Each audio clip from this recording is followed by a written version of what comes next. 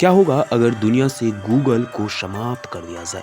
यानी कि गूगल जैसा सर्च इंजन कोई भी यदि दुनिया में मौजूद नहीं रहेगा तो हमारा जीवन कैसा हो जाएगा? स्वागत है आपका फ्यूरर के साथ फॉरेक्स हिंदी में। मान के चलिए कि हम आपसे पूछते हैं दुनिया का सबसे खतरनाक आदमी कौन सा है, तो शायद आप गूगल करना शुरू कर देंगे क्योंकि आपके पास भरपूर जानकारी है ही नहीं। ऐसे ही दोस्तों कितनी ही छोटी छोटी बातें हैं जो अब हम याद नहीं रख पाते हैं, चाहे वो जनरल नॉलेज की बात हो या फिर फैक्ट्स एंड फिगर्स की बात हो। बचपन में दोस्तों हम इन सब बातों को कंठस्थ कर लिया करते थे, वो तो सब कब का कब भूल गए हैं। ऐसी ही कितनी कितनी छोटी बातें हैं जो अब हम याद नहीं रख पाते हैं, चाहे वह जनरल नॉलेज की बात हो या फिर फैक्ट्स एंड फिगर्स की बात हो। बचपन में जो हम कंठस्थ याद कर लिया करते थे वो सब हम कब का कब भूल गए हैं। ऐसा नहीं है दोस्तों कि इन सब की श्रेणी में मैं नहीं आता हूँ, मैं भी इन सब की श्रेणी में भी आता हूँ। मुझे भी ऐसे ही कितनी ही छोटी छोटी बातें याद नहीं या फिर कुछ भी करने के लिए हमें गूगल का यूज़ करना पड़ता है। अगर कोई ये बात पूछ ले तो हम सीधा गूगल की तरफ ही अपना रुख कर लेते हैं। एक अमेरिकी शोध का यदि बात करें दोस्तों, तो एक अमेरिकी शोध में पता चला है कि असल में गूगल के इतने ज़्यादा वृहद उपयोग के कारण हम चीज़ों को आसानी से भूलने लगे हैं और फैक्ट्स याद करने की क्षमता हमें धीरे धीरे कम होती जा रही है। पहले अगर कोई जानकारी चाहिए होती थी तो हमें कोई मैगजीन या फिर किताब की मदद लेनी होनी पड़ती थी और उस जानकारी की खोज निकालने के लिए पूरी किताब पढ़नी पड़ती थी और वो भी पूरे ध्यान के साथ। परंतु अब ऐसा नहीं होता है, जो भी चाहिए वो मिनटों में हासिल हो जाता है।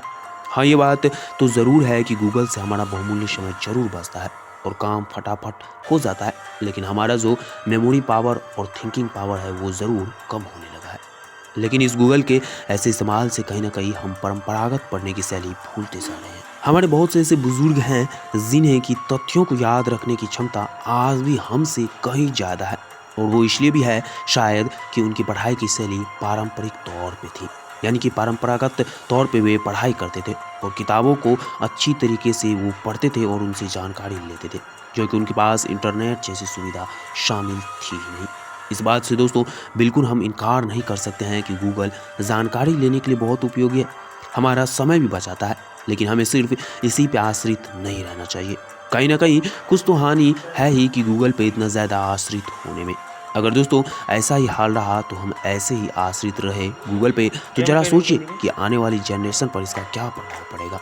हमें तो लगता है कि शायद आने वाली जनरेशन को ये भी मालूम नहीं होगा कि भारत की राजधानी कहाँ है, नेपाल की राजधानी कहाँ है और पाकिस्तान की राजधानी कहाँ है।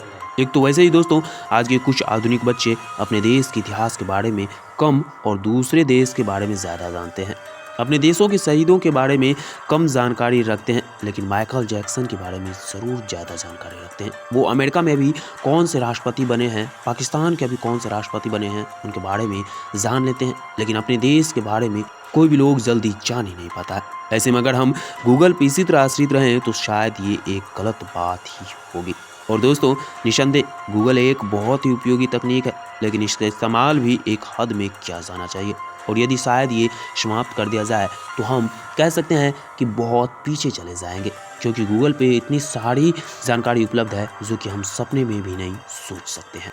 तो आपको जानकारी कैसी लगी हमें कमेंट सेक्शन में ज़रूर बताइएगा और यदि आपके दिमाग में भी ऐसे ही कुछ सवाल चलते हैं तो हमें कमेंट में ज़रूर बताइएगा, हम आपके जवाब पर वीडियो बनाने का प्रयत्न जरूर करेंगे।